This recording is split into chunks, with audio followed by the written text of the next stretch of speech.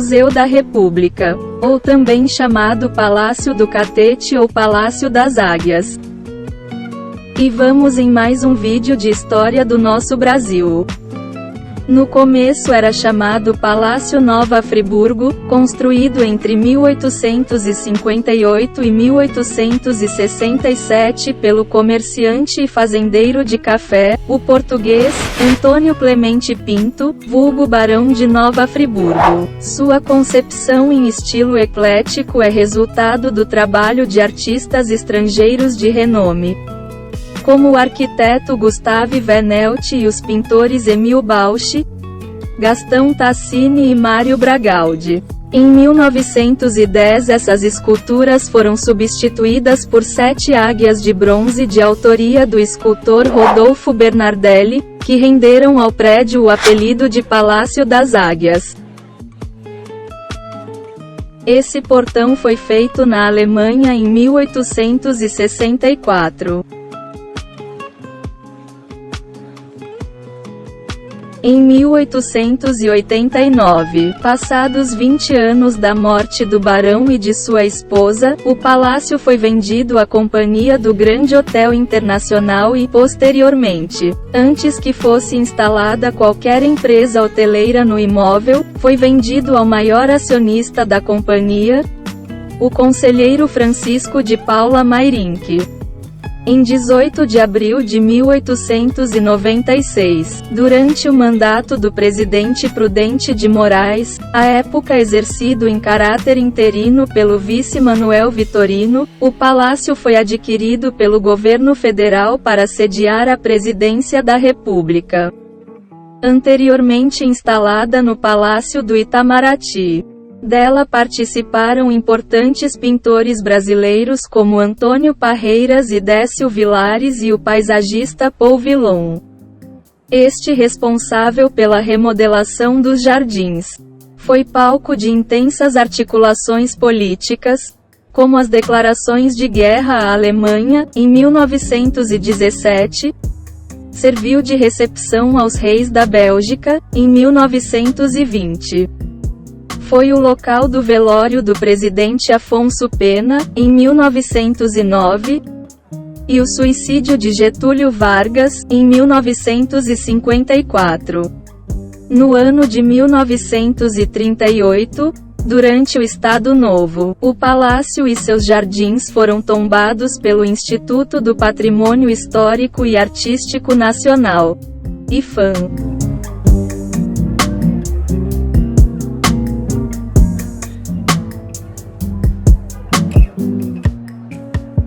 O painel central e os arcos são decorados por cenas mitológicas copiadas dos afrescos pintados pelo renascentista italiano Rafael. Os vitrais laterais são de fabricação alemã e retratam musas e outras figuras mitológicas ligadas à ciência e às artes.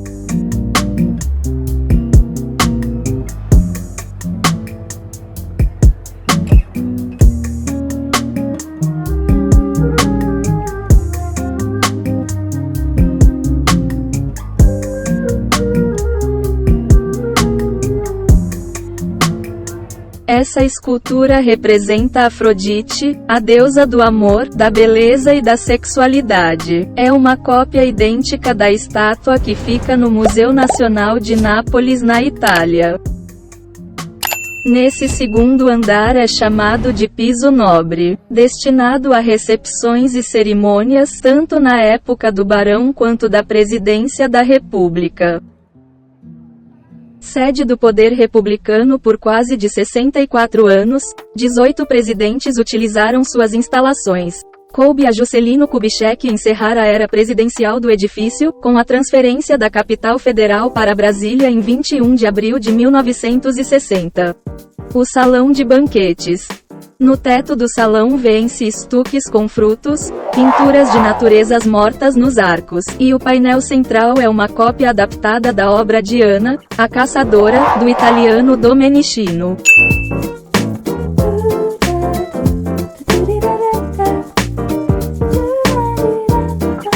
Durante o período em que Getúlio Vargas ocupou o Catete, foi utilizado como um espaço para reuniões ministeriais.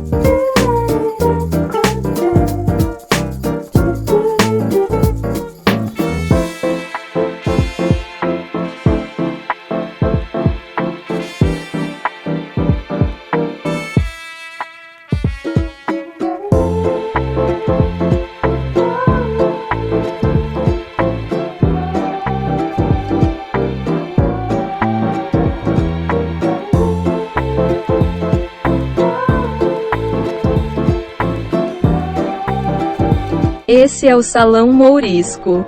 Tem esse nome por sua decoração inspirada na arte islâmica. Tem um lustre de bronze dourado e cristal rubi. Era um local masculino, usado como sala de jogos e de fumar. Esse é o Salão Veneziano, mas também chamado de Salão Amarelo. Nele há um lustre central em bronze e cristal, candelabros e grandes espelhos, com móveis pesados e ricamente decorados. Era usado como sala de visitas.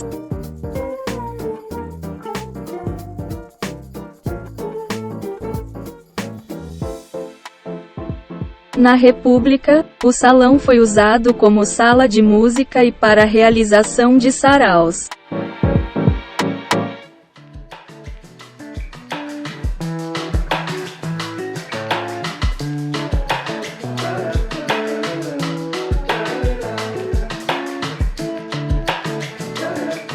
A função desse salão pompiano era a de apoio aos salões Nobre e Veneziano. O nome e a pintura nas paredes no tom avermelhado é inspirado nos vestígios encontrados nas ruínas da cidade romana de Pompeia. O vermelho intenso evoca o vulcão Vesúvio que a soterrou. Esse salão era utilizado nas festas como área de descanso para as mulheres.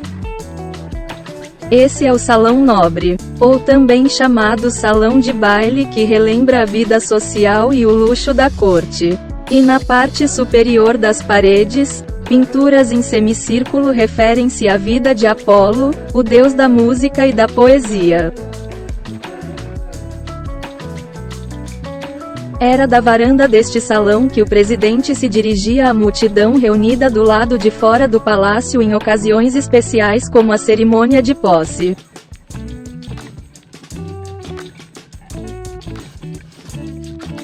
As pinturas verticais representam cenas mitológicas associadas à música e às artes.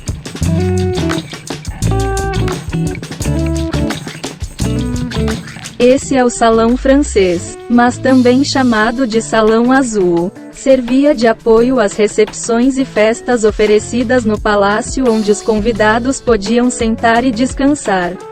Era aqui que os embaixadores estrangeiros aguardavam o momento de entregar suas credenciais ao presidente da República. Cerimônia que era realizada no Salão Nobre. A capela era o local de recolhimento e oração dos moradores do palácio. Ela apresenta o teto decorado por painéis reproduzindo a figura de apóstolos e duas telas, cópias das obras A Transfiguração, do italiano renascentista Rafael Sanzio,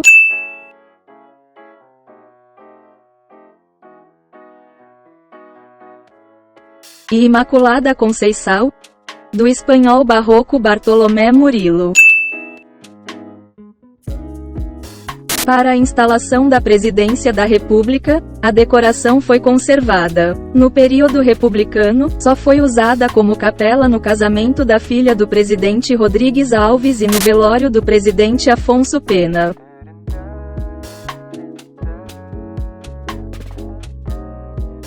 Esse é o terceiro e último andar do palácio.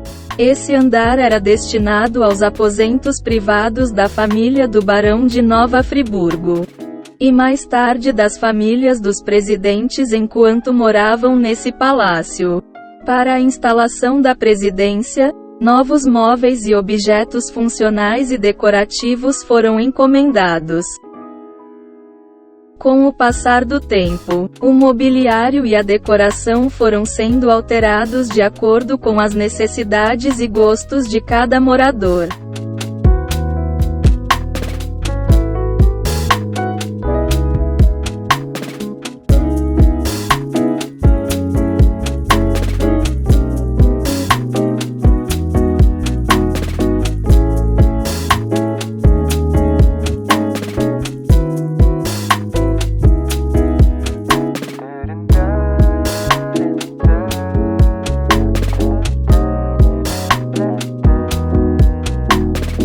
neste último andar e bem neste quarto onde o presidente Getúlio Vargas se suicidou com um tiro no peito em 24 de agosto de 1954.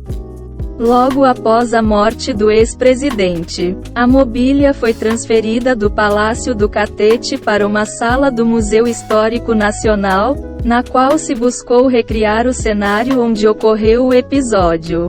Com a inauguração do Museu da República, o quarto foi novamente montado no Palácio do Catete.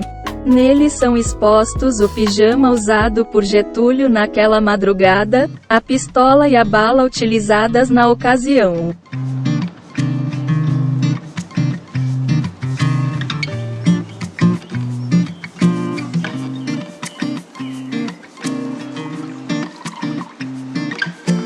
O Palácio do Catete foi erguido no século XIX, no então chamado Caminho do Catete, atual bairro do Catete, região que surgiu com o aterramento de uma área coberta por mangues.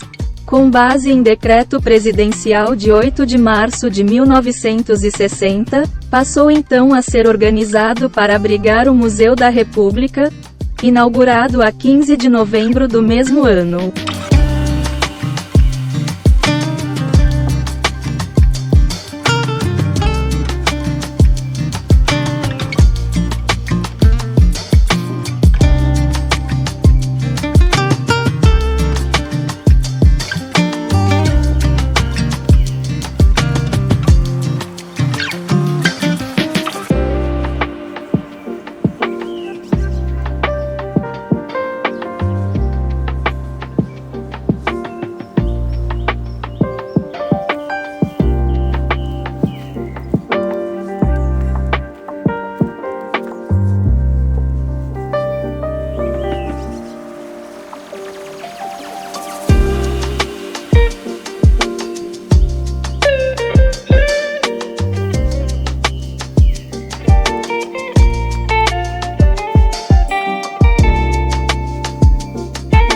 Este quadro, que representa o barão Antônio Clemente Pinto e sua esposa baronesa Laura Clementina Pinto, foi pintado pelo pintor alemão Emil Bausch em 1867. Foi convidado pelo arquiteto alemão Carl Friedrich Gustav Vanelt, responsável pelo projeto desse palácio.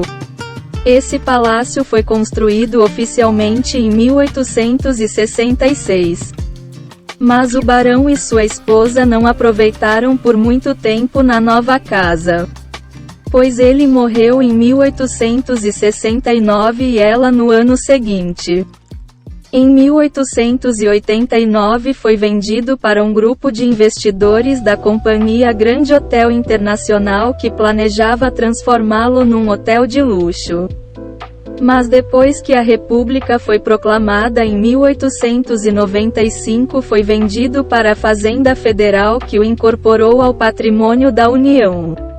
E em 1896, pela ordem do presidente Prudente de Moraes, requisitou que nele fosse instalada a sede da Presidência da República, que até então havia sido no Palácio do Itamaraty, no Rio de Janeiro.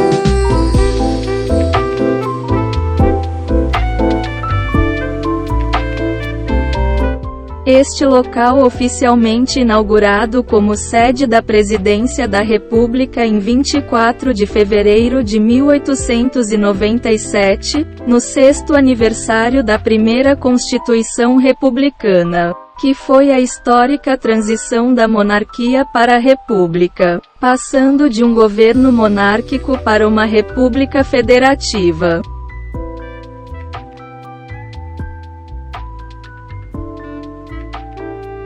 E foi este prédio um dos primeiros da cidade a ser iluminado por energia elétrica. Da inauguração em 1897 até a mudança da capital federal em 1960, 19 pessoas ocuparam esse palácio como presidentes da República. E poucos usaram como moradia. A maioria preferia residir nos outros imóveis oficiais da Presidência da República na cidade, como o Palácio Guanabara e o Palácio Laranjeiras.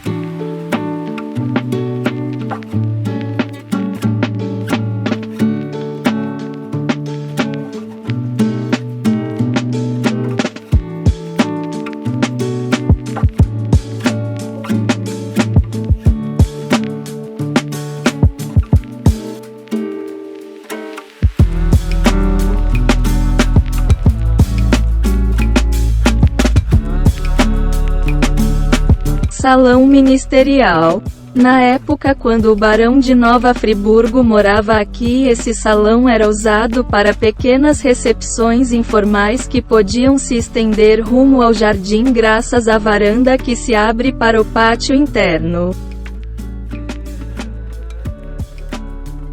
No teto tem uma composição que retrata os personagens da mitologia grega: Dionísio, deus do vinho, e Ariadne.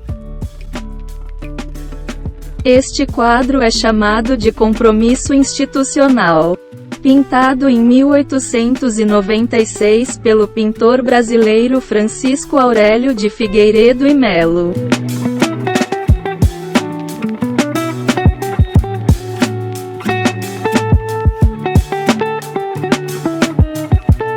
Com a instalação da presidência, o salão recebeu novos móveis e passou a ser chamado de Salão de Despachos e Conferências, e logo em seguida na atual Salão Ministerial. Tem esse nome porque era onde recebia as reuniões do presidente com ministros, políticos e representantes da sociedade civil nesta mesma mesa e essas mesmas pastas.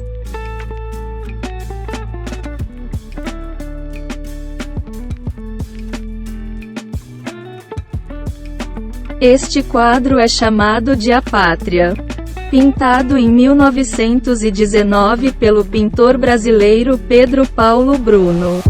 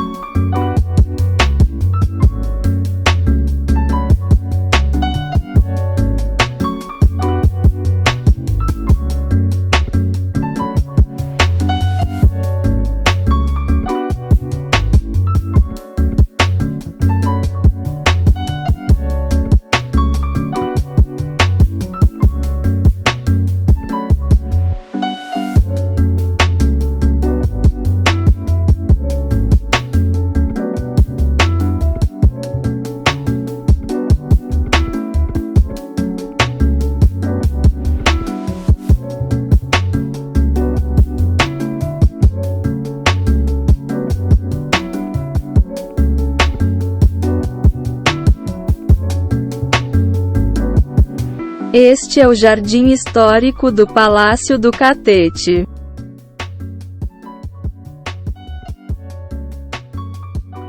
Iniciada a construção do palácio, o Barão de Nova Friburgo adquiriu novas terras, incorporando a área ao fundo do terreno e a aléia central do parque, onde já então havia as palmeiras existentes até hoje.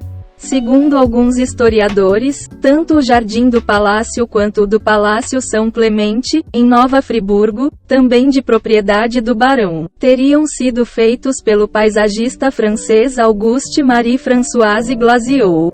A remodelação do Jardim do Palácio para sua ocupação pela sede do Poder Executivo Nacional ficou sob a coordenação de Paul Villon.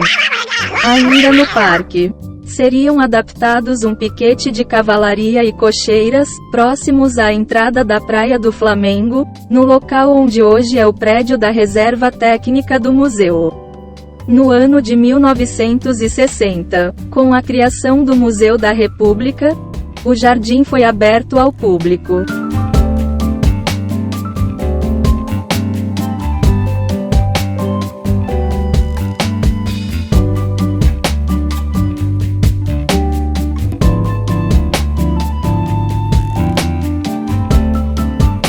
Chafariz com escultura representando o nascimento de Vênus. Desde 1854 situava-se no extinto Largo do Valdetaro, que era bem frente ao palácio. Foi transferido no meio do jardim durante as reformas para a presidência da República em 1896.